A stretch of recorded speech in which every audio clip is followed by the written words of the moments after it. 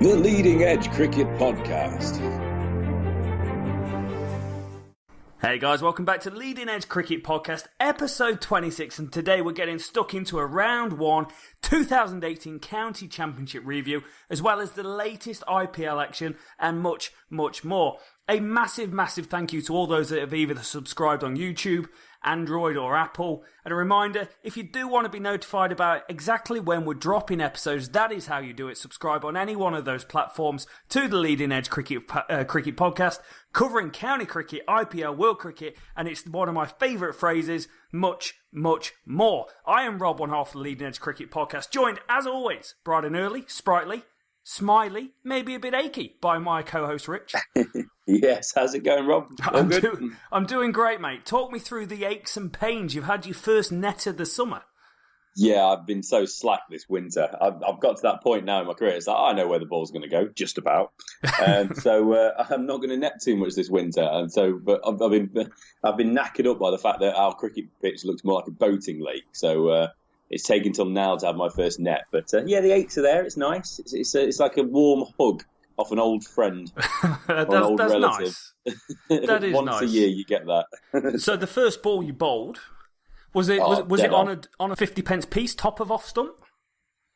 The first time I trundled over off 2 steps, it was there or thereabouts. But by the time I was like, the second or third, when it was a proper ball, it was there, man. It was fine. We're all good. Just shaping away nicely, the good old Rich shape. Yeah, a little bit. little bit of swing. Now, I need to pull you up on something here, Rich. You're 0-4 in the question of the week. You're 0-4 going. Can I just kind of put something out there? You're doing this podcast, or we do this podcast, and you're asking me questions when you're in the evening, when your brain has had a day to wake up. You're asking me in the morning every time. This is not fair. I don't wake up in the morning. I'm an evening person. Now, last time I asked you, who was the bowler who's topped the one-day international rankings, but has never won a Man of the Match award in one-day international cricket? And you said Jason Gillespie, which is actually quite a good guess. It's wrong, so you're 0-5, but it's not a bad guess, and probably, I think, one of the better guesses you've had so far. Much better than the time where you went, I'm not doing it, I don't know who it is, it's a silly question. Yeah, fair enough. Yeah. Now, the comments on YouTube, we've had two very close ones. Rashid Khan was a good guess, but unfortunately is wrong. However, here we go with the first butchering of the name. Shankar, we're just going to leave it there, in fact. He said, I think I will go with Saeed Ajmal for this week's answer. World number 1 after a long time, but I don't remember seeing him win any Man of the Match awards. Fingers crossed. Well, fingers crossed as bloody well works, son. Round of applause for that man. He gets it right.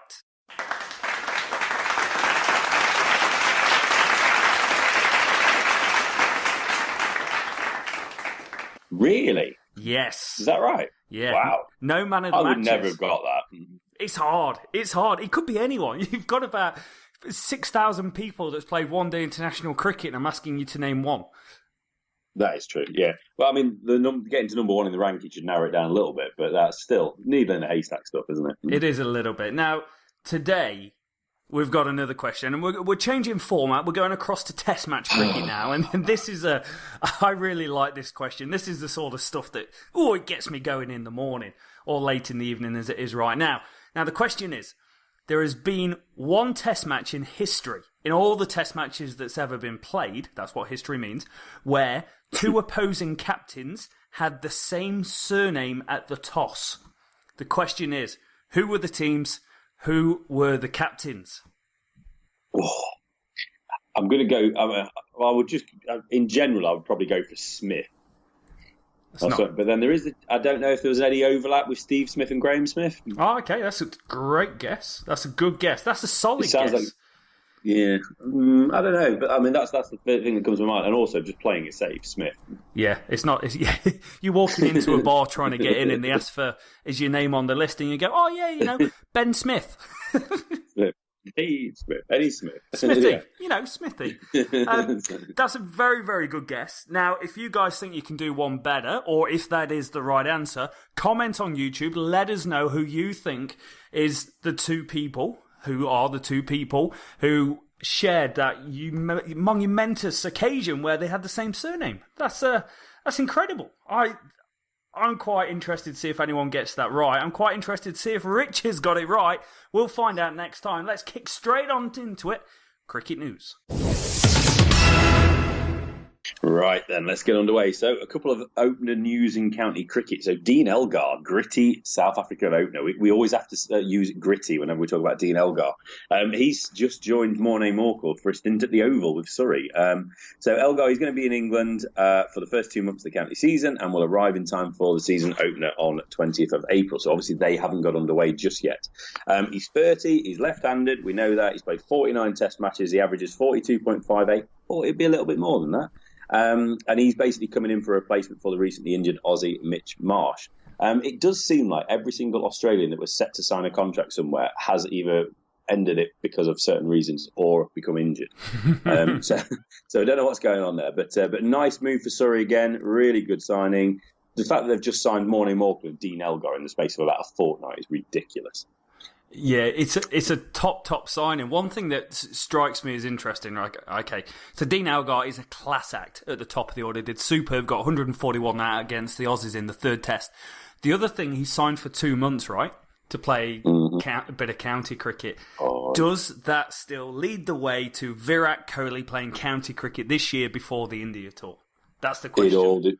Yeah, I mean, the timings, you've got to work the timings a little bit because obviously he's going to be in England playing against England for India. But on the back end of that, so that would mean that he's not coming over to play potentially before the series, which would be better. So then we're not allowing Virat to have a 2-month net pre-tour. Not a 2 month but he net. still gets to come over. Yeah, exactly. I think you might find him there for 1 or 2 games, maybe the 2 weeks before the season. We'll see. But Elgar's a massive plus to Surrey. What a player. Yeah, exactly. So across in Somerset, if you remember, they were all set to have Cameron Bancroft, but obviously they made the correct decision to kind of turn that down for now. Aussie opener Matt Renshaw, so he's replaced Cam Bancroft at Somerset and in the Australian Test side. So Cam, thanks for that, says Matt. So that's all good. So Renshaw, he's only 22. He's an up-and-coming player, really. He scored 636 runs in his 11 tests so far at 33. Impressive top score, though, 184. Bit of an out-of-the-blue score there. So he's got a single T20 cap, and he's going to be available in all 3 formats until the 30th of June, where I'd imagine he's got a little bit of business to do maybe with Australia before then he returns on 19th of August for the remainder of the season. Interestingly, he's a holder of a British passport. Renshaw was born in Yorkshire, Rob. Was he? But he moved. Yeah, and then he moved with his family to that strange country across the world called New Zealand. At the age of 7. Then he went across to Australia at age 10. But he is actually listed as an overseas player. As he's an international. So, yeah, a little bit of interest there. We could have nicked him. We could have nicked him. He's had a great end to the first-class season over in Australia as well. He bagged 3 back-to-back centuries in 3 consecutive matches out of the last 6 games. Finished strong, throw a few 50s in there. Well, he was in great form, but he did fail in the one opportunity he got against South Africa. So it's an Aussie that's going to be hungry for runs. Yeah, and this is the sort of overseas player sometimes you want, isn't it? Somebody that can play most of the season. He's an up-and-coming player. So, yeah, that should be an interesting move, and there's certainly runs required at the top of that order for Somerset. Moving across to Warwickshire into Division 2, just going to throw that in there. Their star overseas player and new captain, Jeetan Patel, he signed a new contract with Warwickshire. It's going to take him to the end of next season, the 2019 season. The Bears have also agreed new contracts with quick bowlers Oliver Hannon-Dolby and Ryan Sidebottom. Not that one, he's retired. They're both 28, as well as a 24-year-old all-rounder called Alex Thompson. Patel, this is incredible. He first joined in 2009. He's since then taken 353 wickets in 96 first-class games, averaging 26.52, including 17 fifers. And he's got 2,863 runs at 26.5, including 3 tons. And he's won the Professional Cricket Association MVP award twice, 2014, 2016. He's not been a bad pickup for Warwickshire, has he? Oh, what a player. He's one of my favourite season in, season out first-class players on the circuit, Jeetan Patel. He, at one point, I'm not sure if he does quite as much as what he used to, but for an off-spinner, he used to give it a serious spin. serious spin. And the guy's got 760 first-class wickets across New Zealand and playing in England. He's an incredible specimen. Yeah, great pickup there. And it's nice to get these players locked down before the season starts, isn't it? So that's a really good bit of business there from Warwickshire. Okay, moving across. So we're going across to Australia. We have a TV deal. God, we're getting business here on this podcast, Rob. This upsets me a little bit. It does. Channel 9 will no longer have the home tests. For the first time in 40 years as part of Cricket Australia's new broadcasting rights deal. No more Channel 9 cricket commentary team. Men's test, right, it's a bit long-winded, but we'll just rattle through. Men's test will now be shown on 2 broadcast channels, the free-to-air Channel 7 and also the cable satellite Fox Sports. So Fox Sports is like our Sky Sports, if you like. So how they've done it is Fox Sports will actually have the exclusive rights for Australia's home ODIs and T20s, meaning that these matches will not be on free-to-air television. This is a first. But obviously the test matches will be broadcast on free-to-air on 7 as well as on the satellite station as well. Channel 9 do have an existing deal to show the 2019 Ashes in England. So this is a shame. I mean, Channel 9 linked with people like Richie Benaud, Tony Gregg, Bill Lawry, all those great commentators. Yeah. As well as, I've got to mention it, the 12th Man tapes, 12th Man parody tapes by that genius Billy Birmingham when he does all the voices. So, it's an end of an era. It is. Yeah, so 7 Network and Fox, let's just rattle through this. So it's a 6-year deal. The deal's worth about 1.182 billion Aussie dollars, which is about £5.40. 646 million. The Big Bash as well, that's moving from Network 10 to the 7 Network, and they'll show 43 games on free-to-air, while Fox Sports will simulcast those 43 Big Bash games and also broadcast 16 extra games. So obviously it's a bit of a shame.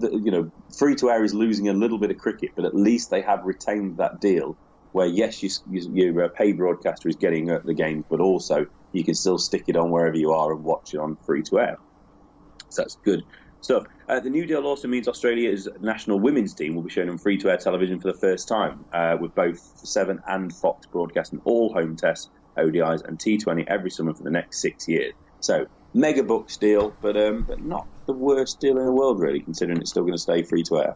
Yeah, good news it's staying free-to-air. That's the main thing about cricket, and that's what I like about what's going to happen in England in the future about it going free-to-air and getting some test matches on BBC One to ITV Channel 4, wherever it used to be.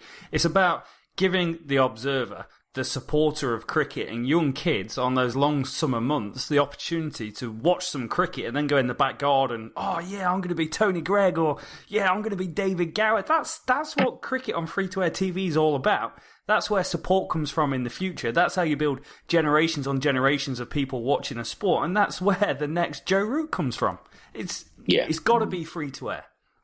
Yeah, it's got to open up for as many people as possible, isn't it? If only people can watch it who have got enough money to pay a monthly subscription to a Sky TV or whatever, then it's going to miss people out. There's a hell of a lot of people out there that aren't going to be able to afford that. They're not going to be able to pop down the pub or where else to watch it as a kid, are you? So it really is important to have as much as possible on terrestrial TV, free-to-air TV. So this is a good move. It's something I'm just chatting about quickly was when we spoke about the Indian cricket deal recently. We had a couple of really good comments, Rob. I don't suppose you've got them there. I'm putting you on the spot here. Putting me on the spot. Do I have the superb comments that was left on our YouTube channel? Yeah, we meant to talk about this last week. We got some really good feedback after we were talking about IPL and that contract deal. We were just saying, look, my concern is, and we play that out as, it's got to get to as many people as possible. Where's the money going? Is the money going to filter through to the base of the game, the grassroots of the game? And we wanted to hear people's opinions. So I think this is probably as good a time as any just to see if we can just touch on that point, just to air it out. I think we love getting the comments, and we are slack. We are a little bit slack. We aren't really using your comments just yet, but that's we're growing as we go. So we're going to try and incorporate those comments and those questions into the podcast a little bit more as we go forward. Nicely done. And I think you've just talked long enough to buy me enough time to pull it up in front of me, Rich. So good teamwork, bro. I'll tell you what, this is free. There's no charge for this. We're like professionals already. Professionals, seamless. Okay, so Shankar, the guy who actually got the question right earlier, He says, basically, I'm from India and I think the IPL has had a dual effect on Indian cricket. Since people have seen there is so much money in cricket, the corporate world and the state cricket associations have successfully organised local T20 tournaments, e.g. KPL, GPL, TMPL, domestic T20 leagues for states, which is great. And he puts, now this is where the sponsors become more active in investing money by televising the matches and states, and more money to spend in developing the infrastructure of the stadiums, the facilities for the players at a district level. So that goes to show that the money is going in at the right level, and it's actually filtering its way down into state cricket, and the facilities and what's being provided in the TV coverage is making more and more stars out of the Indian cricket players by having them on TV playing in these state games. That's superb. Yeah, exactly. And it's, like I said, we wanted to mention that comment last week, so we really appreciate that. And that's great to hear. And I think that's what I was kind of hoping for, really, putting it out there and saying my concern is, but this is what I want to hear. I want to hear that those sponsors have responsibility, that they're not just sticking it on a jersey, where there's a square inch of space on these IPL jerseys anyway to get a sponsor on. But it is also just getting it out there and making sure that money does come through to grassroots cricket. Yeah. So that's a pleasing response to me. It's a really, really good comment and great to see. Now, he does talk about the negative effect of it as well, so he gives quite a balanced opinion. One thing he says, you can see the effect on the players by the new faces coming into the IPL every year from the state leagues, which is great. So they're building the infrastructure to even get greater quality Indian players coming through, and the guys that may not have made it through previously. The bad effect, in his opinion, is that cricket is made... It's basically run away with all the money in India, even bigger than what it used to be. And what that means, actually, is that other sports in the country don't receive the attention or headlines, so it comes solely focused on cricket, and it's hurting the other sports. I see, yeah. And there's a lot of other sports that obviously are played in India, isn't it? That's a shame, isn't it, really? But it's a difficult one, isn't it? It's a bit like women's cricket. That kind of lives in the shadow as well, even if cricket is a massive sport, in India, all over the world, I suppose, it's still in the shadow. And just because there isn't the funding there, or, it's not on TV enough, I might be wrong with India. I don't know, they might show a bit more. But yeah, that's a tough one, isn't it? But at least we are hearing that the money that's gone into the IPL is filtering down to stay in that game. And, if it's getting into facilities at grassroots level, then there's every chance that those facilities are going to be used for cross purposes, so they might be used for other sports. So if the changing facilities are better, or if they've been able to grass a whole field, whole paddock, to play cricket on, then that field can be used at some point for something else. Yeah. So I suppose it allows that opportunity for people to be out and about, playing in a safe environment, running around, whether it's with a football or cricket ball or a tennis ball, whatever it might be. At least there's an area for them to play in, I guess. So. Positives, but maybe slow positives when we're looking at everything apart from cricket. Yeah, difficult for the other things. One thing they are looking into is a women's IPL league. They are looking into the possibility of it. Now, there's contradicting reports coming out of India, some pro for it and quite a few saying it's not quite the right time for it, but they are making an effort with women's cricket in India, which is good to see. And also by promoting the games, they're allowing it's free to get into the ground to watch women's games international. So they're doing bits, but I do feel the time is right for a women's IPL, just like there's a women's Big Bash League. It should be there. Yeah, exactly. And this is just an opinion of mine, but I'd like to see some women play cricket on the field rather than just seeing women as the dancing girls around the outfield. That would be good. I'm not totally on board with that, I must say. So it's really good to hear that is a possibility. That'd be great, and especially if it's free to get in. We said it before, India is becoming a very, very wealthy country in a lot of respects, but there's also still a lot of people that don't have a lot. So to be able to get into some of these test match grounds and not have to pay anything, that would be fantastic for a lot of people, especially a lot of families. So that'd be fantastic. Just brilliant news if that comes off. Right, last bit of news. Pakistan, they've announced their squad for their upcoming tour of England and Ireland, which will be, I believe, in May, June time. So big news with this one. I don't know much about the kid, but the inclusion of Imam ul Haq, that famous surname of Pakistani cricket. He's nephew of Pakistani legend Inzamam ul Haq. Imam, he's hit 100 on his ODI debut back in October. So he does have some pedigree. It's not just all about his name. Also getting the call-up is Fakhar Zaman. He's played 13 ODIs and 15 T20s, scored 114 in the Champions Trophy against India at the Oval last summer. Saeed Ali, he's also a newcomer, got a call-up, a 24-year-old batsman, leading run scorer in the Pakistan domestic competition, so he's coming into the team on form. And Usman Salahuddin, a 27-year-old middle-order batsman. So the tour begins with a single test match over in Dublin on May the 11th, so not far away. And then they're following that up with 2 test matches against England over at Lords and Headingley. Oh, Lords. They can never miss a test match, can they? They can't. They've got to be there. Never miss a series, yeah. So missing out on selection for this one is quick bowler Wahab Riaz. He's Mickey Arthur, the coach. He's got stuck into him a little bit, just criticising his fitness, and he's just, I don't know, just the way he goes about things. That's a bit of a surprise. So maybe that's not giving him the kick up the backside he needs to get himself back on track. Also, as we mentioned last week, leggy Yasir Shah is missing it as well. Due to that hip injury, so that's a big loss for them. So the squad, let's just roll through. Sarfraz Ahmed, captain and wicket-keeper. Love that, Rob. Star and the little lover mark on the Always book. Looks good. Always looks good. So leading after Sarfraz, we've got Azhar Ali, Imam Ul Haq, Sami Aslam, Haris Sahel, Baba Azam, Fakhar Zaman, Saeed Ali, Asad Shafiq, Usman Salahuddin, Shadab Khan, Mohammed Amir, Mohammed Abbas, Hassan Ali, Rahat Ali, and Fahim Ashraf.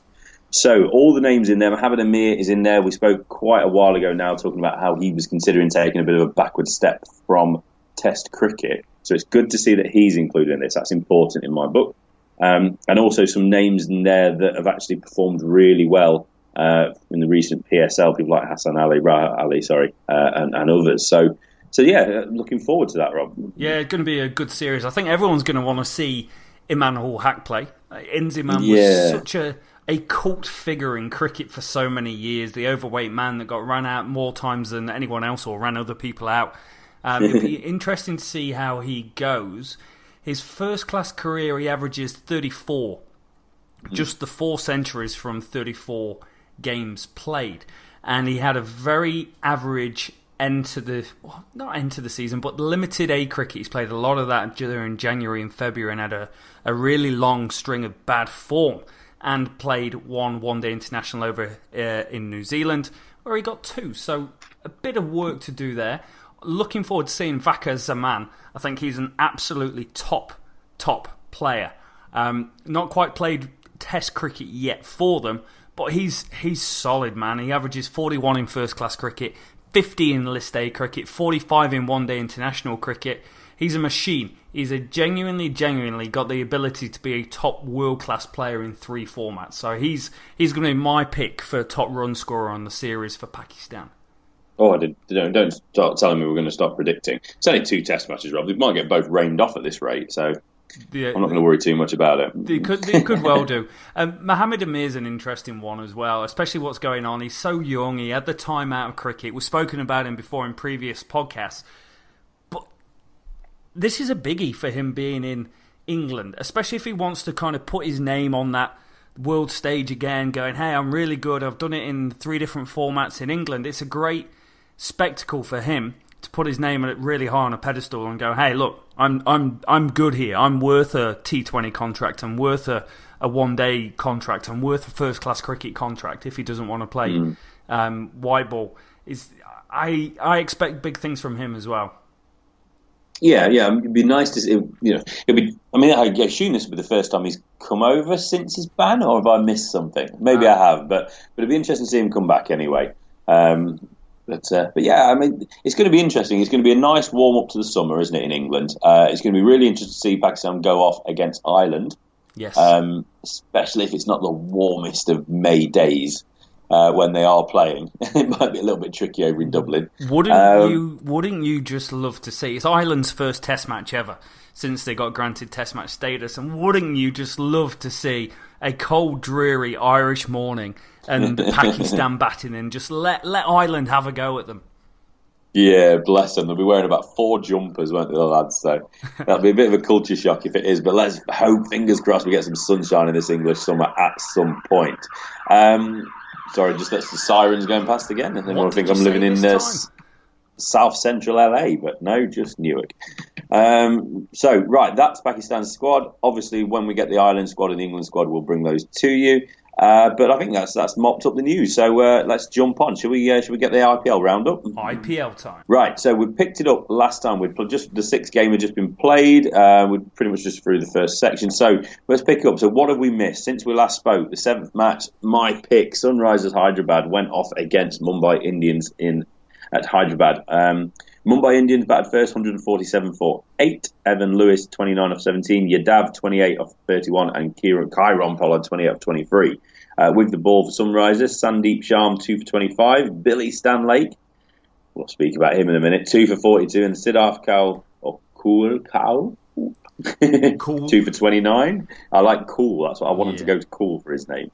So in response, Sunrisers, this was a heartbreak. Mumbai, after losing their first game on pretty much the last ball of the game against Chennai, they lost again. They won by 1 wicket with no balls remaining. Ridiculous. So Sunrisers finished 151 for 9. What a game this was. Oakler Saha got 22 of 20. Sikkar Dhawan, 45 of 28. And DJ Huda, 32 not out. He was the main man in that middle order.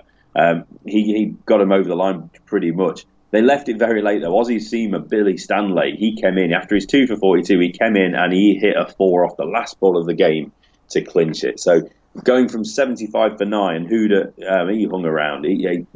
They clung on. They got the win. Bumrah 2 for 32. Mayank Markande 4 for 23, who's been a bit of a star bowler so far. And Mustafa's 3 for 24. So yeah, cracking performance. Yeah, top game. It's a game built on the bowlers, you've got to say. There's been a few low-scoring games in the IPL so far, a few big ones, but a few low ones as well. And this was one, to me, that was dominated by spin. Rashid Khan is... One, he looks older in his photo. I missed mentioning him, so sorry about that. Yeah, the guy is just on a different playing field to anyone else. It's incredible. 1 for 13 in an IPL game with 18 dot balls. It's just outstanding, isn't it? Forget about wickets. That's what it just kind of is as important as anything, isn't it? To make sure that you are restricting those batsmen. So that's an incredible effort. Yeah, he was absolutely exceptional on their behalf. And then in response, it was Markande again. He's having a great start to IPL life. 12 wickets in 7 T20 games for him in his career so far, an average of 17. And in the IPL this year, he's just churning out the results. He's got 7 wickets in the first 3 games of competition and only going for 23 runs as well. Rahman 3 for 24. They're just a very strong team, but you've got to say Dhawan's wicket was when this job became a damn sight harder. He'd batted well. He got himself up to 45 off 28 balls, 8 boundaries, ticking along nice at 76 for 2. 77 for 3 is a slightly different matter. And the team just started to capitulate there. It's when Markande came on and just started picking up wickets. JJ Bumrah was bowling really well, picking up a couple of wickets in the middle. But Billy Stanlake, the big man, he's the sort of guy the crowd and people and spectators can get behind. He's kind of got that aura about him. Yeah, absolutely. And joint top scorer, top wicket taker in the series so far, isn't he? With 7. Useful. So that's very, very useful. It just puts in context when we say he's a joint leading wicket taker with that 7. Right, on to the next game then. RCB played against Kings 11 Punjab in Bangalore. Sorry, I nearly said Bangalore, using old money there. So RCB won this one 4 wickets, an absolutely cracking win with 3 balls remaining. Batting first, Kings 11, 155 all out off 19.2. Lokesh Rahul, 47 of 30. Ashwin, everyone's favourite Ravinder, 33 of 21. And Karun Nair, 29 of 26. With the ball, this was incredible. Yadav, 3 for 23, pick of the bowlers, I'd say. He blasted away the top order. In the 3rd over of this game, he took 3 wickets. Agarwal on the first ball, Finch and Yuvraj Singh, all in the same over. Massive wickets. Ripped the heart out of Kings 11. So they got up to 155, but thanks in, massive part for Yadav for what he did to restrict them and get them all out. Wokes 2 for 36. Wokes, it should be noted as well, he's joint leading wicket taker with 7 as well. Washington Sundar, one of our favourites, 2 for 22. And Kulwant Kajrolia, 2 for 33 as well. RCB in response knocked it off with 3 balls remaining, so 159 for 6.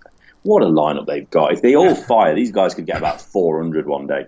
Quinton de Kock, 45 off 34. Virat Kohli, 21 off 16. AB de Villiers, 57 off 40. And Mandeep Singh, 22 off 19. Mandeep Singh, he looks a nice player. I think we'll talk about him in a little bit. So Ravi Ashwin, 2 for 30. So a nice all-round performance from the skipper for those guys. So Umesh Yadav, rightly so, man of the match in that one, Rob.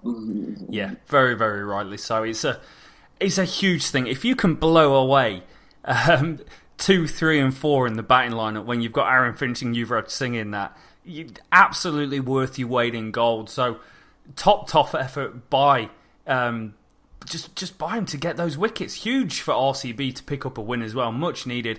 AB de Villiers looking as good as ever. Just in the zone, 57 off 40, making it look easy. He plays shots that other people can't. He's that good. My man, Stoinis, my MVP pick for the IPL, big Stoinis, failed again. Out-stumped to Washington Sundar, just swinging halfway down the track, not getting it done. Wokes looking very, very solid in the IPL so far. He was slightly expensive on the economy rate, but he's not always like that. He's a damn good cricketer, and he's a good guy to have him coming in at 7 and 8 in your order as well.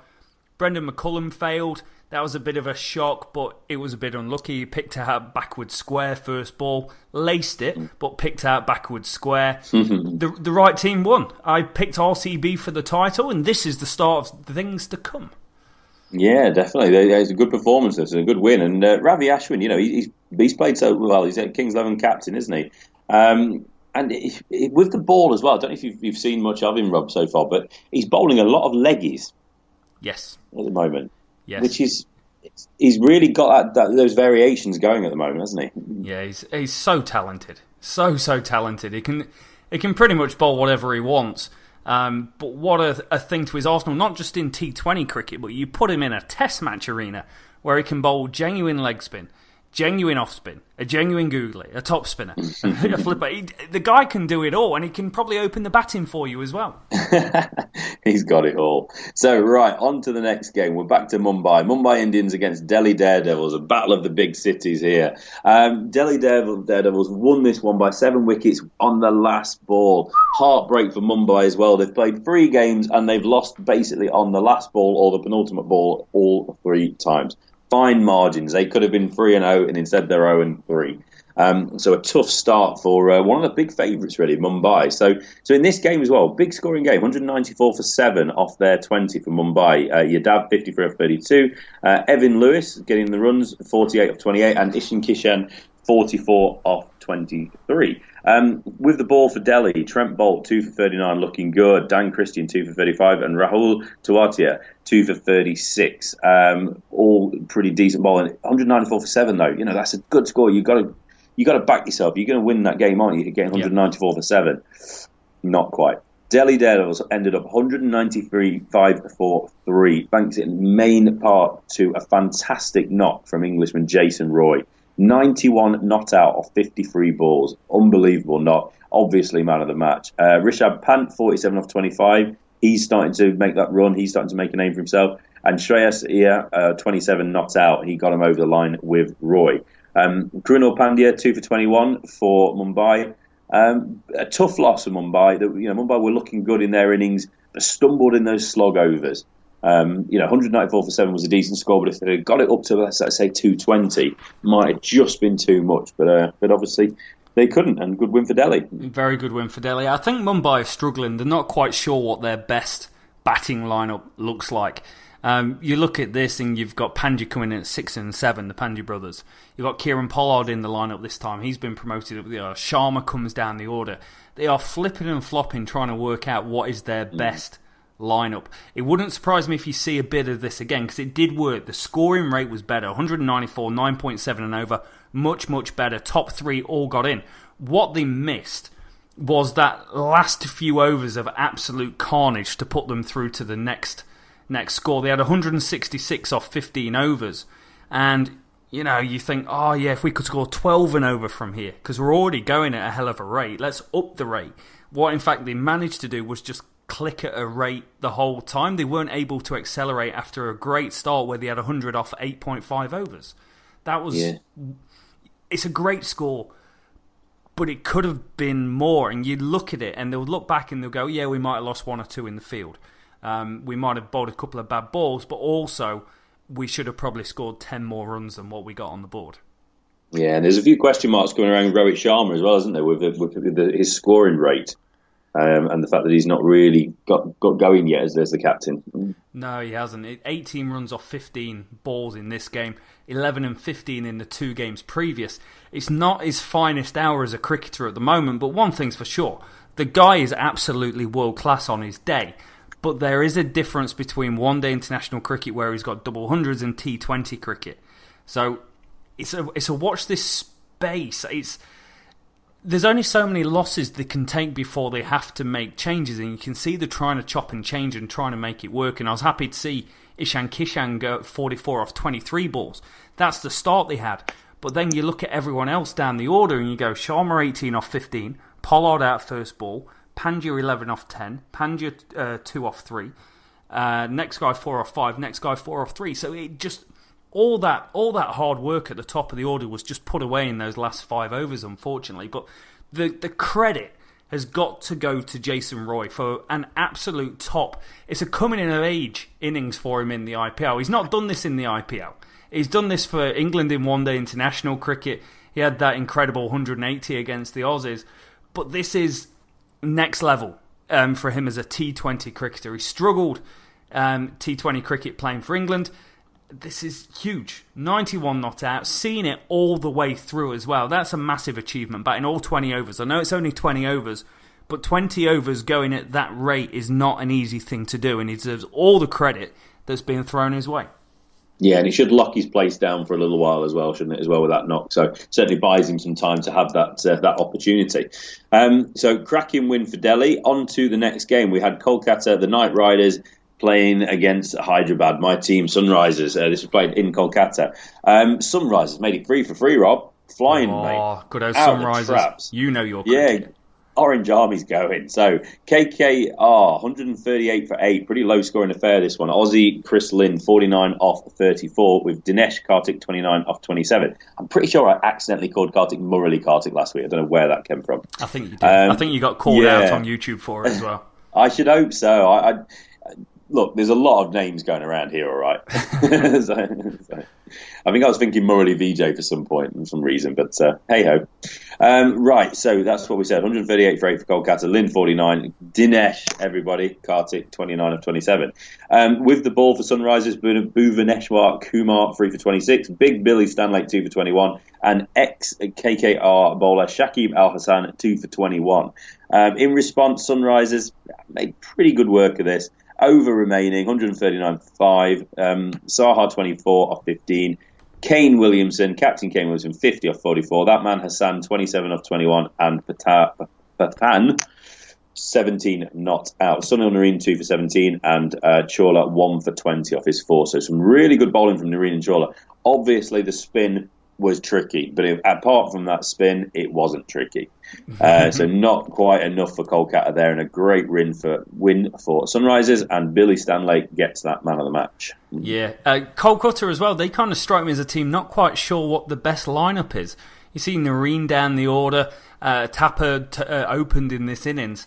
If you ask me, just stick Andre Russell at the top of the order and give the man a bat and watch him go. He failed in this game, but man is he on fire in the IPL so far. They're not quite sure how to get it done, and 138 off 20 overs, and it was down to the seamers. Kumar 3 for 26 was incredible, 13 dot balls. Stanlake 2 for 21. His height is giving people issues in this IPL so far. Yeah, and it's interesting about KKR. They are sitting second in the table at the minute, played 4, 1, 2, lost 2, but they are kind of that 50-50 team at the minute. You're not quite sure what you're going to get. Yep, definitely. So the results show that. They need to improve. Every team needs to improve. They're right at the start of the season, but if you are going to mix around with your team and try and work out what works and what doesn't work, now is the time of the season to do it. While low scores are the norm almost in the IPL. It's quite incredible. They went off like an absolute train in the second innings, Sunrisers. They were going at 10 and over when Darwan got out in the 5th over, 46 on the board, give or take 10 or 9 and over. And then Kane Williamson just steadied the ship. 113 strike rate, 4 fours, 1 6, knocked the ball around, played it like it was a one-day game, and he just went, oh yeah, if I get 50 here, we're going to cruise home easy. Don't do anything stupid, and that's exactly what he did. He just batted very sensibly, very well. Shakib Al Hassan played well for his 27 as well, but again, going at 128 strike rate, which isn't huge for IPL standards. Just sensible, good, solid cricket from Sunrisers. Yeah, definitely. So, on to the next game. RCB played against Rajasthan, the Royals. This was played in Bengaluru again. Rajasthan Royals got the win. Cracking win for them. Sanju Samson, it's with his second Man of the Match award. This man is on form. He's the leading run scorer in IPL this year. He scores so far 49, 37 and 92 not out. He's having himself a time, isn't he? He's having really is. What a contest, yeah. I think last podcast we called him out and said he batted superb for his 40-odd. Looked $1 million. Yeah, but can he go on? Yes. And he did. So, batting first, Rajasthan, 217 for 4. Great score. Rahane, 36 of 20. That man, Samson, 92 not out of 45. The English pairing of Stokes, 27 of 21, and Butler, 23 of 14, and Robin Tripathi, 14 not out of 5. A nice finish there. It's not always about how many you get, it's what you do with the balls you face.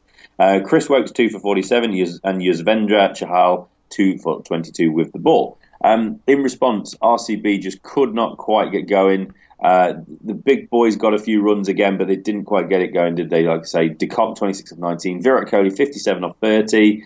Big wicket that was. De Villiers, 20 off 18. Randeep Singh, again, 47 not out of 25. And Washington Sundar, can we call him an all-rounder? 35 off 19.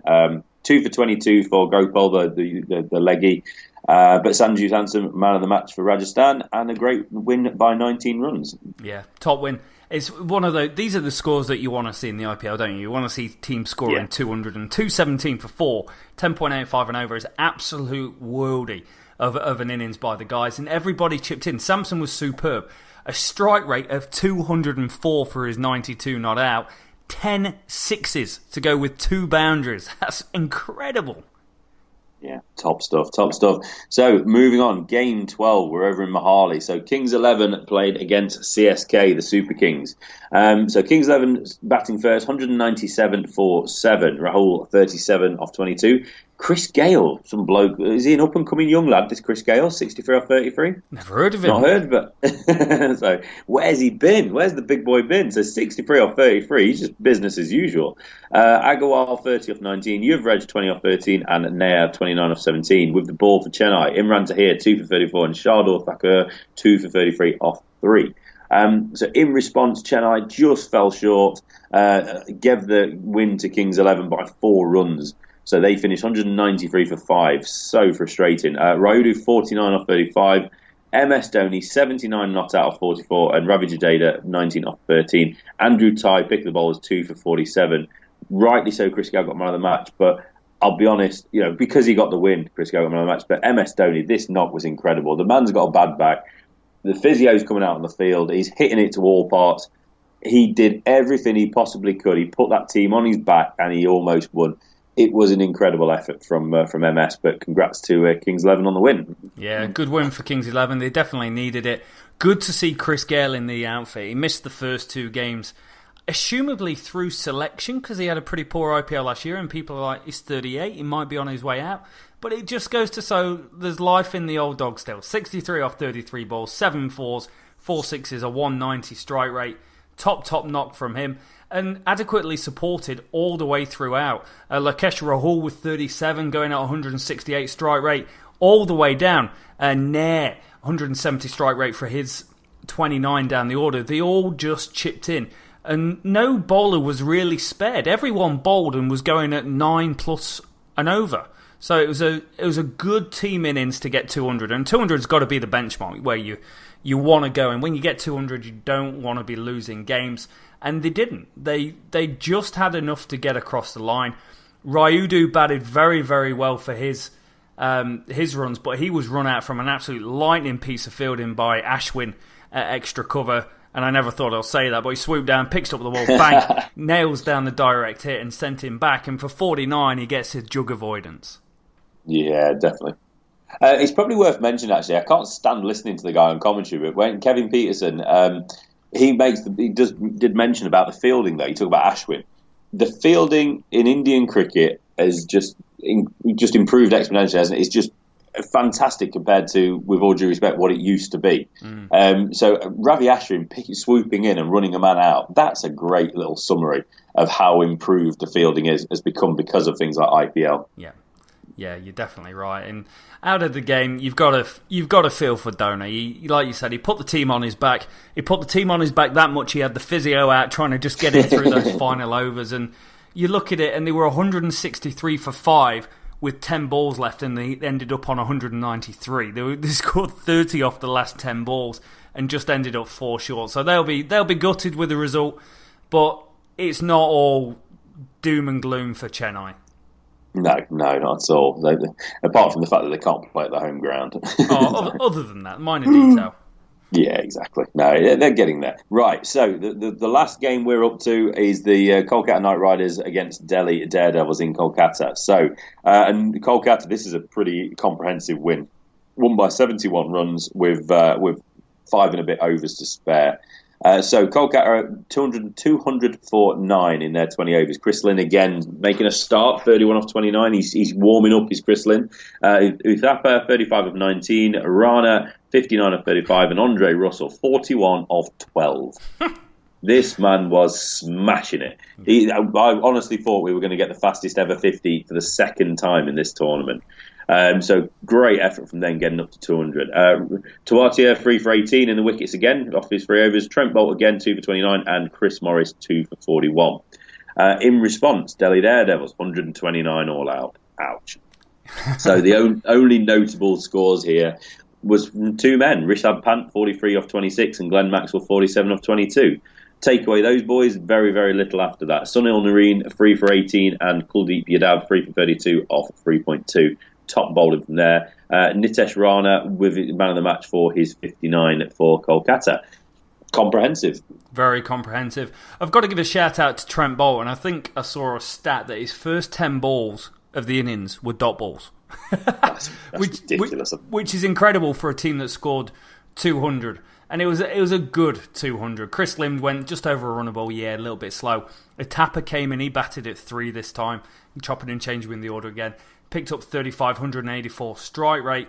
Rana, superb, 59. But Andre Russell at the end, when you've got people like that, you can have an average 17 overs of cricket and have 150, 160 on the board and soon have 200. And we know from playing cricket how much of a game changer it is when you go in at the half time with the momentum. Yeah, absolutely. I mean, just looking at Andre Russell at the moment, he scored his second highest run score behind Sanju Samson. Andre Russell in 4 knocks, he scored 153 runs. So, he's had a couple of failures, but he's had a couple of exceptional knocks. His strike rate for his 153 runs at the minute is 239. 19 sixes. Oh, it's just... What? It's outrageous. It's just ludicrous. Poor O'Delhi as well. They did not start well in this run chase. Jason Roy out stumped in the first over where he lost his balance. They were 3 for 24 at the end of the third over, and they'd lost Gambia, Iyer and Roy, all top 3 gone. So it was down to Pant and Maxwell to try and build this innings. They put on about 62 together before a wicket went down. Rishabh Pant, a good 40, but you're in a big run chasing 200, and you need to keep playing your shots. And he did, unfortunately, and found deep mid-wicket along the way. Then Glenn Maxwell just, short ball downfall. The batsman picks out fielder off a half tracker. It can't be helped. When you're chasing the game, things like that can happen, but you've got to give credit to the bowlers where it's due. Chawla was great at the top, Russell was good at the top, but then Narine and Yadav were absolutely clinical in their bowling. 3 for 18 off 3 overs for Narine, Yadav 3 for 32 off 3.2. Just solid performance by the Kolkata team. Yeah, absolutely. Chorley, just worth mentioning, he's only took 4 wickets so far, but he's bowling pretty well. He's bowling pretty well, isn't he? So his economy is not great, over 8 at the minute. But that's not too bad these days. But he's somebody that I thought would be a bit higher up in the bowling. But this is probably a good time. Should we just have a quick look at who's doing what with the bat and the ball so far, Rob? Yep, let's do it. Yeah, so with the ball, we have Sunil Narine, Makande and Chris Wokes all with 7 at the moment. So that's pretty impressive. From 3 games for Makande and Wokes and 4 games for Narine for their 7. And then with 6, we've got Tuatia and Trent Bolt. And then 5 wickets, we've got Shakib Al Hassan, Kaul Watson, Shane Watson, Mustafa Rahman, Billy Stanlake, Umesh Yadav and Kuldeep Yadav. So that's where we are at the minute. Bhuvaneshwar Kumar with 4, just from 2 games though. He's always somebody that's going to be there or thereabouts as the top wicket taker. So, anything you want to pick out there, or should we let's just jump onto the runs? The one for me, it's got to be Makande. You know, the young lad playing in his first IPL. Incredible turnaround. 7 wickets for 88 runs. He's averaging 12 with the ball. But Narine, you've got to go, is even better. 15 overs, 7 wickets, 82 runs. His average is 11 with the ball, but his economy rate is 5.46, and you can't teach that. That is world class.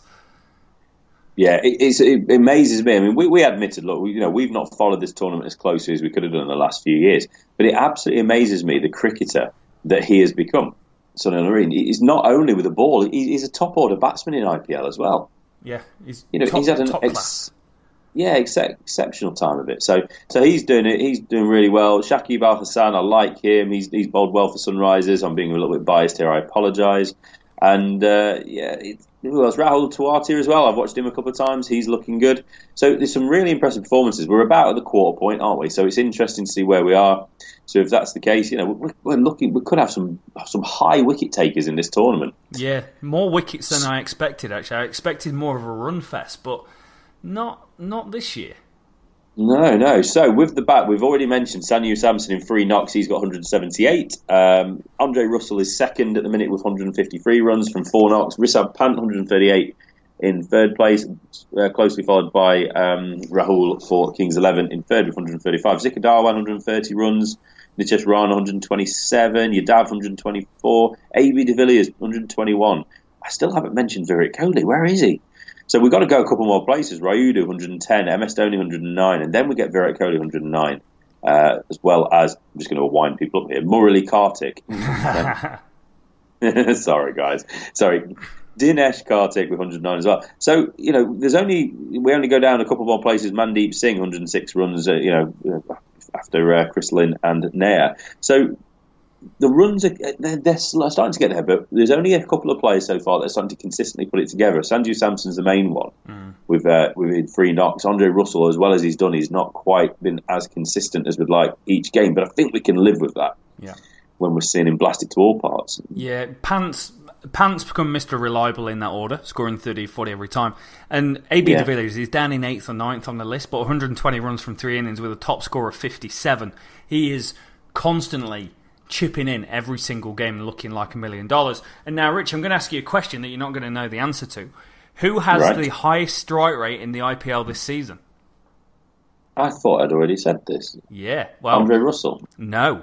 Oh, is it not? Oh, you find yourself. This is probably someone that's. Is this somebody that's had like 10 runs? 5. 2 balls faced. Stan Lake is the highest strike rate in the IPL with a strike rate of 250 above Andre Russell. As I said, Andre Russell's got the best strike rate for a batsman. Yes, for a batsman. So, right, that's pretty good, but I'm not sure I'm going to class that up to 2 balls or whatever it was. What about the table? Right. Talk to me about the table. Yeah, what's going on? Just took the words out of my mouth, you bugger. Right, where are we? Guess who's top? Sunrisers Hyderabad. 3 games, 3 wins, flying. In second place, Kolkata Knight Riders. 4 games, 2 wins, 2 losses. On 4 points, alongside Kings 11, Chennai, Rajasthan, who they've all played 3, won 2, lost 1. Bringing up 6, we've got the Royals. They have played 3, won 1, lost 2. And with them on 2 points is Delhi Daredevils, who've played 4 games and just got the 1 win, 3 losses. And propping them all up, Mumbai Indians, 3 games, 3 defeats. As we said, could not have been closer for those games for Mumbai. We would expect them to get that win sooner rather than later. But a really good start for Sunrisers. Right, so that's where we are with the IPL. Moving over to England, we have the start of the county championship. A wet, a drizzly, dismal start to the county championship. We've seen some low scores in this one. But we have thankfully had some results. We've seen wins for Nottinghamshire over Lancashire. We've seen a win for Hampshire over Worcestershire. And we saw absolutely no cricket be played whatsoever between Yorkshire and Essex. Match abandoned without a ball being bowled over 4 days. So disappointment for Yorkshire and Essex, but that one goes down as a draw. So let's jump in Division 1 first, and let's have a look at Old Trafford, Lancashire against Notts. Nottinghamshire. Our county, Rob, we got a win, 6-wicket win. Fantastic result for the newly promoted Nottinghamshire. So let's blast through this. First innings, Lancashire batted first, 158 all out. Dane Villas was the star man, 49. Didn't want to get himself a 50. Struggles at the top of the order for Keaton Jennings, recently come over from Durham, and Hasib Hamid, 11 and 3 respectively. Liam Livingston, 9 for him. He obviously is somebody that wants to be in that test side. With the ball, this is impressive. Jake Ball, 17 overs, 5 for 43. He's got to be in his bonnet about not playing this much this winter, isn't he? He really wants to go and show that people were wrong. Harry Gurney, 2 for 18 off 14. Cracking figures they were. And Luke Wood, the sharp left armour, 2 for 43 off 9. So 158 all out first innings. Notts in the second innings. Notts first innings, so the second innings of the game. 2-2-2 all out, a Richie Benno score. Choo-choo-choo. Steve Mulaney at the top of the order, 24. Jake Libby, 15. Chris Nash on debut, 24. Ross Taylor, only 9. Samit Patel, 28. Ricky Vessels, 44. Main performer with the bat. And then Tom Moores in his first game as wicketkeeper in batting down the order. He got a 38 as well, put on some runs with Vessels to get Notts up to 2-2-2. With the ball, Bailey, 3 for 26. Joe Menny, the Aussie, 3 for 46. And Liam Livingston, the batsman, 3 for 27. Mm-hmm. So pretty impressive. So going into that second innings, Notts had a nice bit of a lead, didn't they? A lead of about 70-odd. Well, that's a little bit more, about 80, but that's all Notts needed. Lancashire, blown away, Rob, for 73 all out. Incredible. Unbelievable job. It was 49 for 1. 49 for 1 when Hamid fell at 19. Keaton Jennings, he was gone. It was 58 for 3. He went for 27. Alex Davies went at 51 for 2. So the top of the order was blasted away. What can Liam Livingston and Shiv Narayan Chandapal and etc. do? Answer, absolutely nothing. Jake Ball again, 4 for 14, 9 for in the game. Incredible. Ridiculous, but even more impressive. Harry Gurney, 6 for 25 off 12.2, blasted them away. Harry Gurney, we appreciate your liking our tweet as well, Mr. Gurney. Yeah. In response, before we get Rob's take on this was brilliant. Notts chasing 10, finished 10 for 4. Joe Menny took with him Mulaney, Libby and Nash, 3 for 4 off 2 overs. Graham Onions, 1 for 6 off 3. Patel, 4 not out, and Vessels, 1 not out. Never have I been so happy to see a 4 not out and a 1 not out. Ridiculous game, Rob. Yeah, absolutely ridiculous game.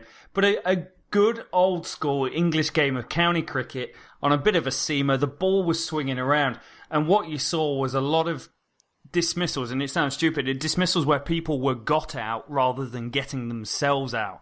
There was a hell of a lot of bowled, hell of a lot of LBW, and a lot of catches going on in the slips. Redemption for Jake Ball, this is day one of redemption of getting back into that England team. And what better way to go and do it by getting 9 wickets and being the man that everyone's got the highlights about. It's all about Jake Ball. Everyone's talking about this performance. 9 of the very best. And the wickets that he took were not just talking about little outside edges, although there was some. He was knocking people over. He was fast. 9 for 57 for the game. Incredible performance. Absolutely incredible. But just a consistent performance by all the Notts bowlers that were thrown in. Take the first innings. Luke Wood, 2 for 43, bowled very, very well for himself and got out Davis and Livingston. They're huge wickets for the young lad to be able to take with him. And the batting, it struggled, but everyone struggled batting in this game. I was slightly disappointed to see Ross Taylor get out two ways that he does tend to get out. And it sounds stupid, but he gets out LBW quite often just falling over, and he sometimes quite often nicks off where he just kind of pushes at the ball a little bit too much. So they're the two ways that he got out in the game. Slightly disappointed by that. But it is early season. No one got big runs really on week one of the county championship. It's about stickability. It's about staying in there, and there'll be a lot of guys. You'd say the Lancashire openers, we spoke about them so much, about how much potential there is around Jennings and Hamid.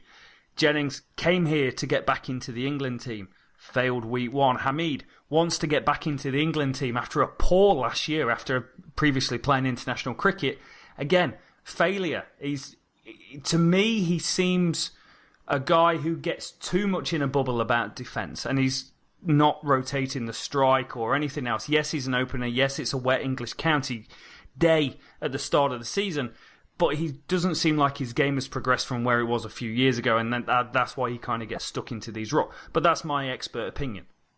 Yeah, for me, this was all about the ball. Joe Menny, 6 wickets for 49 in the game.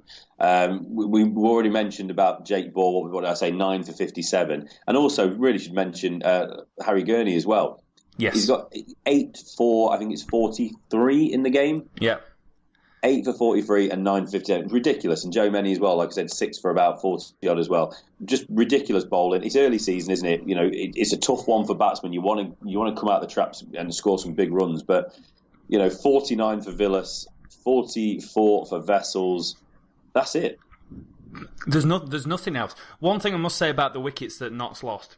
Mullaney was caught on the boundary.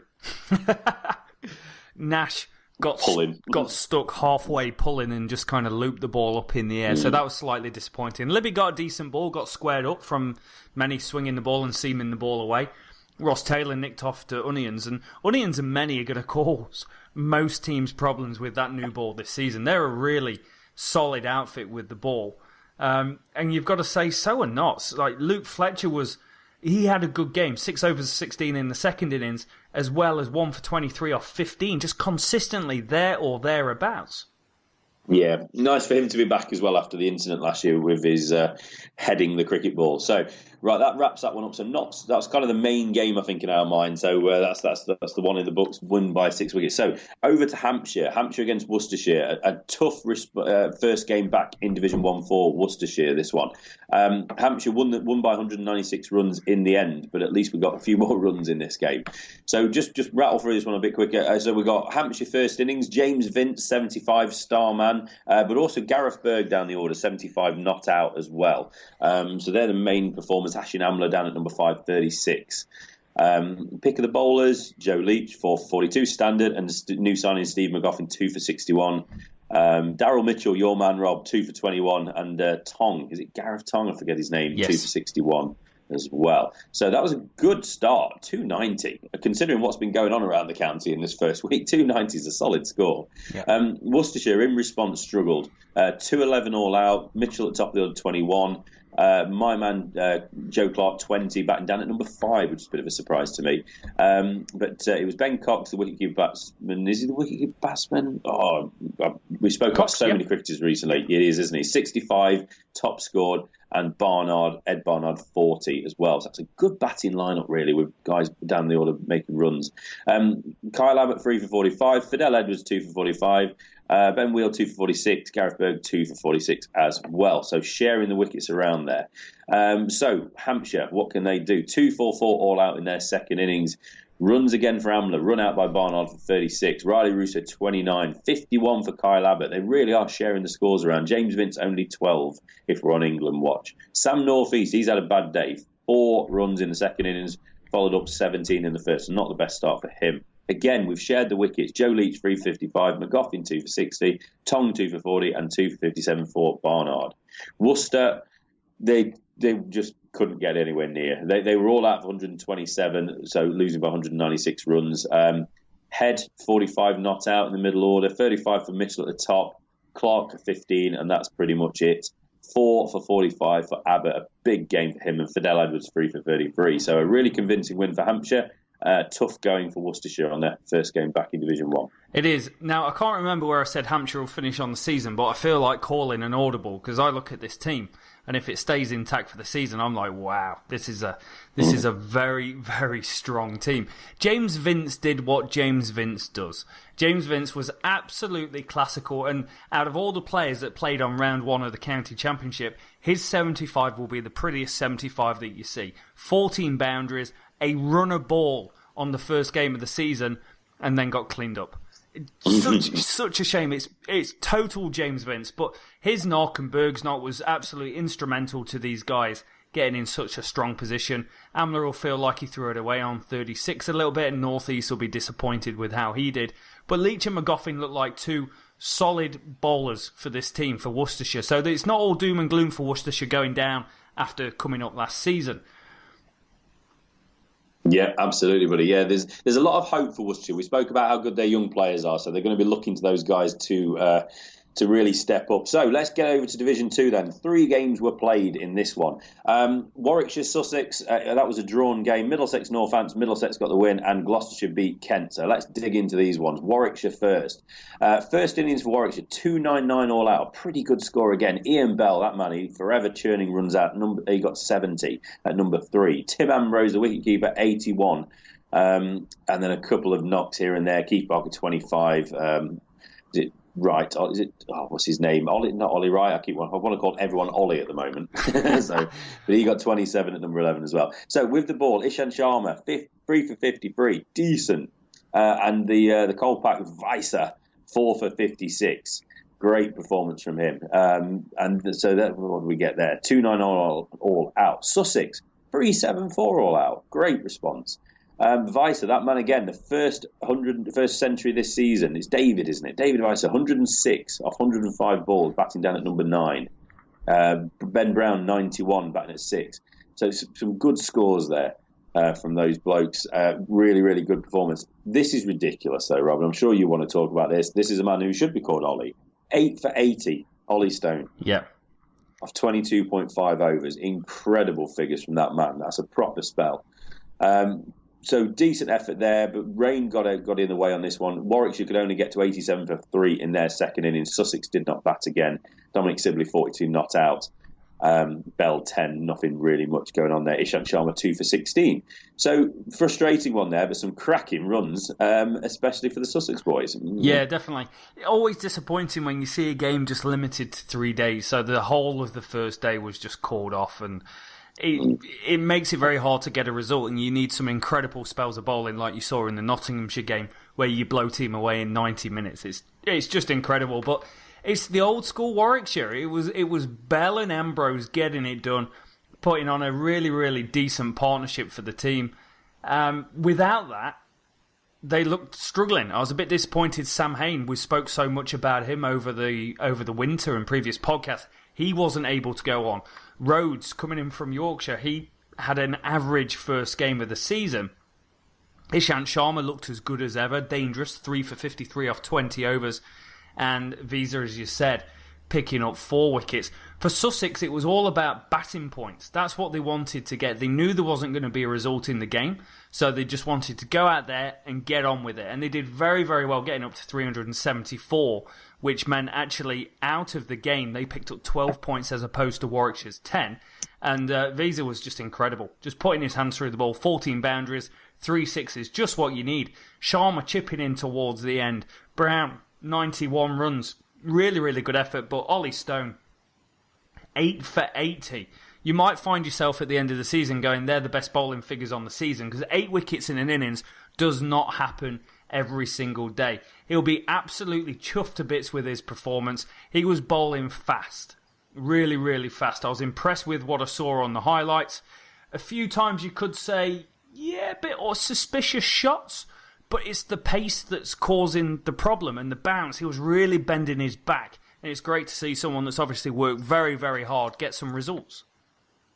Great stuff. Right, one of the favourites to go back up from Division 2 this year, Middlesex. They got a result beating Northamptonshire by 160 runs. All about the first innings this game. Middlesex, they batted first, 214. A lot of starts, not much real scores though again. Paul Sterling, 44. Simpson 32. James Harris, he's had a good all-round performance, 46 not out. Toby Rowland-Jones back, that's nice to see, 13 for him.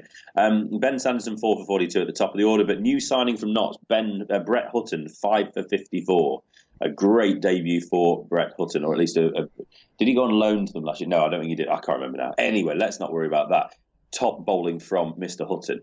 Northamptonshire in their first innings, Rob, 71 all out. Oh dear. Richard Levi top scoring with 20, and Brett Hutton, that boy again, 18. That's all we can talk about in that innings.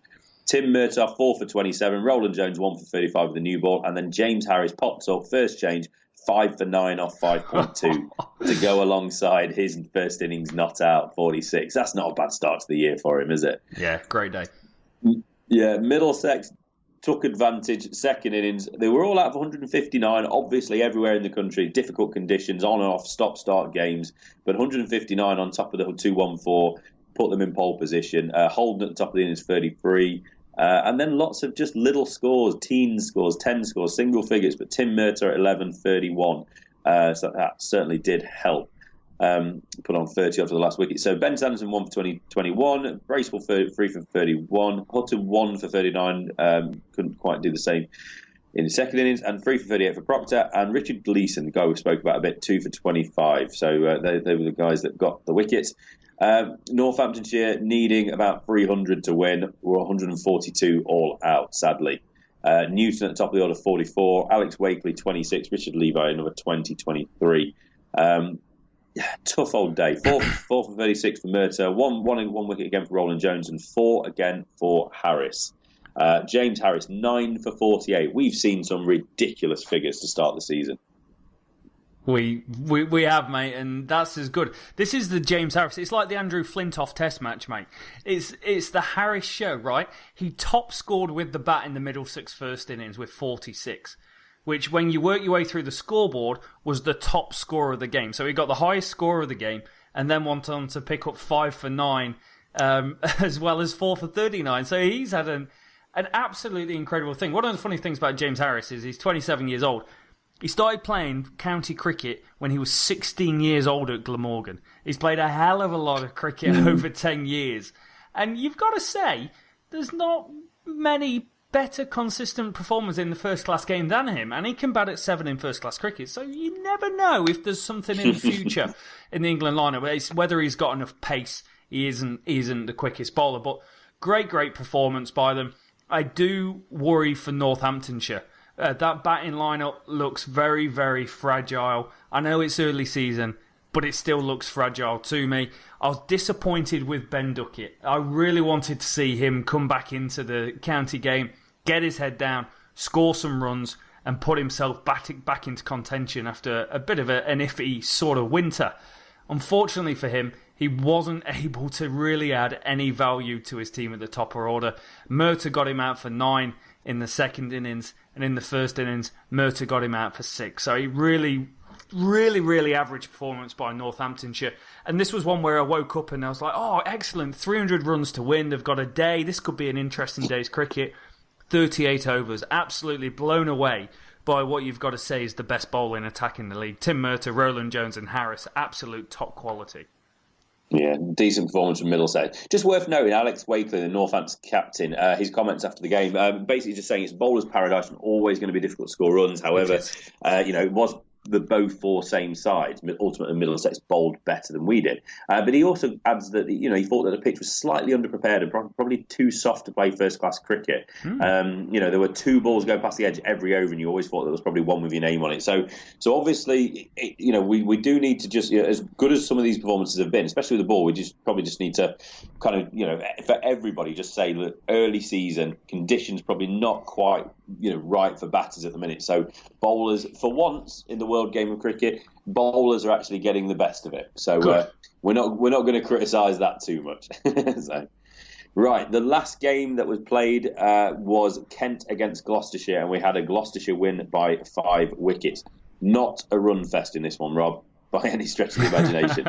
So Kent first innings, 64 all out. Ouch. A strange one. Yeah, top score, Crawley, 15, at number 5. Nobody else hit double figures apart from that bloke called Extras. Dan Worrell, the Aussie, 2 for 20. Taylor, 4 for 20. Miles at 3 for 11.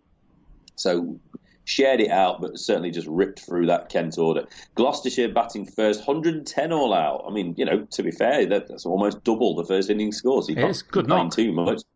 Yeah, Gareth Roderick, number 3, 51. A nice watchful 51 for him. And Noma Bonner, 18. So not much to talk about there again.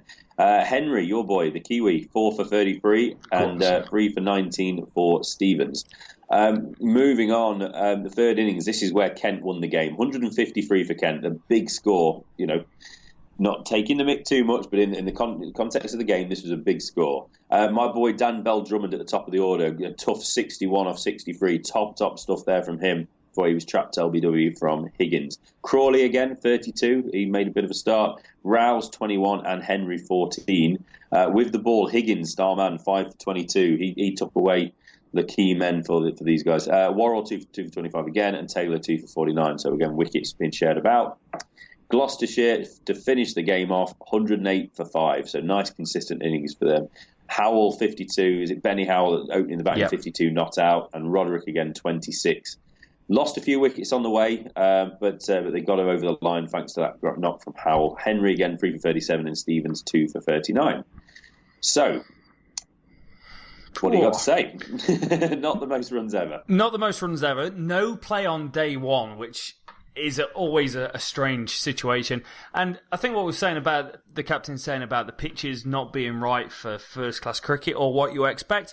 No, they're probably not what you expect, but it is England early season. They may be unprepared, but you're a batsman, go out there and bat. It's not always going to be a flat road. It's definitely not when you play club cricket. Sure, this is a much, much higher level than I would have ever dreamed of playing, but at the same time, bro, get over it a little bit. You've got to go out there, do a job, let the bowlers have their day, because give it June, July, they're going to bowl in on an absolute flat road, and you're going to be making hay while the sun shines. So let them have their moment. Rant over. Yeah, no, that's absolutely right, buddy. So that wraps everything up for now. There was a few MCC University matches. The only game that really got any sort of traction was Surrey against Cambridge. Just probably worth noting, Surrey 466 for 9, Scott Borthwick 108, Burns 76, 55 for Haranath. So some good scores, and a young lad here I've not heard of before, Matthew Pillans, he got 81, not out, down at number 9. So nothing really happening there. Decent enough start. It's good to see cricket back. Obviously, we're hoping for some more sunshine. We've got a bigger slate of games coming this Friday. Pick of the game, Surrey against Hampshire at the Oval, Yorkshire against Notts at Headingley. A couple of great games, and Essex against Lancashire at Chelmsford. Oh, so nice. They're the big games. And in Division 2, let's have a quick look. Gloucestershire, Glamorgan, maybe. That could be the game. Durham are playing at home against Kent. That could be a bit damp. Could be a bit damp. It will be a bit damp. Yeah, exactly. I've got to say, mate, Yorkshire Notts is the one that excites me to the most. One, can Nottinghamshire put back-to-back wins against Lancashire and Yorkshire away at the start of the season? Imagine that. It would be a hell of a start, and it would certainly go a long way into showing what Notts are all about this year, wouldn't it? So we shall see. So that wraps up county cricket. One other thing I just wanted to mention is what it was meant to mention in the previews. We spoke briefly about Australia, that they'd brought in a replacement during a game for a concussion, or someone who's sustained a concussion. This is actually being brought into county cricket this year as well. So this is really good news as well. Apparently there's been about 15 to 20 incidents in first and second 11 cricket in each of the last few seasons. So it's a sensible thing that's been brought in. Any player that's been struck will undergo a 5-minute on-field assessment, and if there are concerns, the player will leave the pitch, and a cricket liaison officer can then make a decision on a replacement. ECB head of cricket ops, Alan Fordham, said there would be need for some flexibility and interpretation of the like-for-like replacement wording, but the aim is really so teams don't replace a batsman with a bowler or whatever, or a bowler gets swapped. So really good step in the right direction. slight grey area with the being deemed a like-for-like replacement by match officials, but we're definitely in the right direction here, and this is good news. Yeah, huge news. I don't know how you deem it a like-for-like. I always used to go, if he's got a little bat next to his name, he's a batter. If he's got a ball next to his name, he's a bowler. And if he's got a bat and a ball, he does both. So that should be the measuring stick that they use to be able to get it done. But it's a massive step in the right direction. Other sports have really started to nail down on head injuries. Cricket, just because they get hit in the head less, doesn't mean that one impact isn't going to be as impactful as any other sport where there's more head injuries. Just look what happened to Phil Hughes. Absolutely the right thing to do, and a massive plus point for the safety and longevity of the game. Yeah, absolutely, mate, absolutely. So we are underway. Obviously, we've got cricket being played at all times around the world. IPL's obviously ongoing, but it's nice to have some county cricket up and running. From our point of view, from our sort of selfish perspective as Notts fans.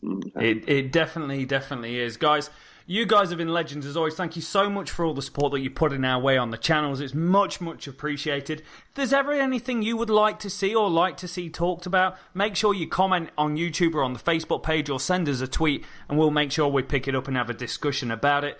Anything else from yourself this week, Rich? No, I'm all good. Just want some sunshine. Excellent. You guys have been legends as always. Until next time.